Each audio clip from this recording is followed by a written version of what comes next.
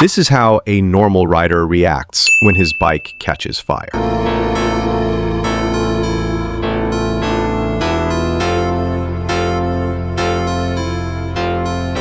He jumps off immediately. But then watch this guy.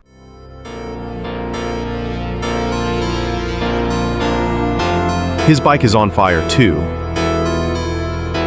And instead of running,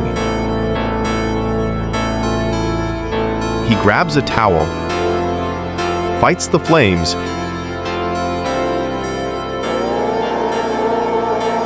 and gets back in the race.